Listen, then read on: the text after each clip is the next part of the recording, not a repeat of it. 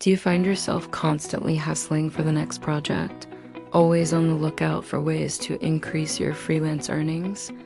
Look no further. We've compiled a list of time management hacks that can help you make more money as a freelancer. From setting boundaries to batching tasks, we've got you covered. So let's dive in. Set boundaries. One of the most important things you can do is set boundaries between your work life and personal life. This can be difficult when you're self-employed and working from home, but it's important to have a clear distinction between the two. Set specific hours each day that you will work and stick to them. Let your clients know when you're available and when you're not. And don't be afraid to say no to requests that fall outside of those hours. Setting boundaries will help you stay focused and productive during your work hours and prevent you from burning out. Batch similar tasks. Another great way to boost your productivity is by batching similar tasks together. This means grouping similar tasks together and completing them in one sitting. For example, instead of checking your email throughout the day, set aside specific times to check your email and respond to messages. This will help you stay focused on the task at hand and prevent you from getting distracted by incoming messages. You can also batch out other tasks such as research, writing, or editing.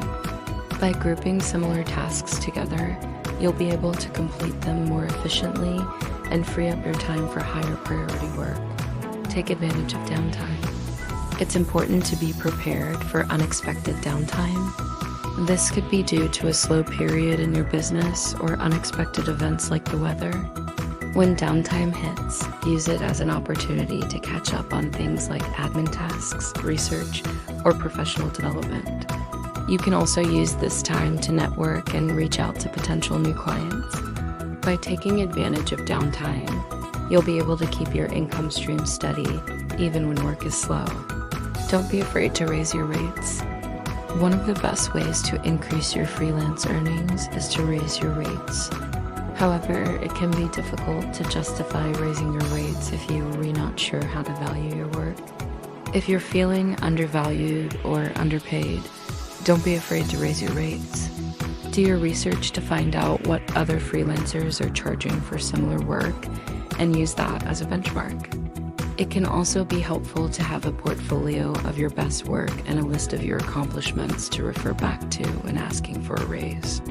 Don't be afraid to negotiate for what you're worth.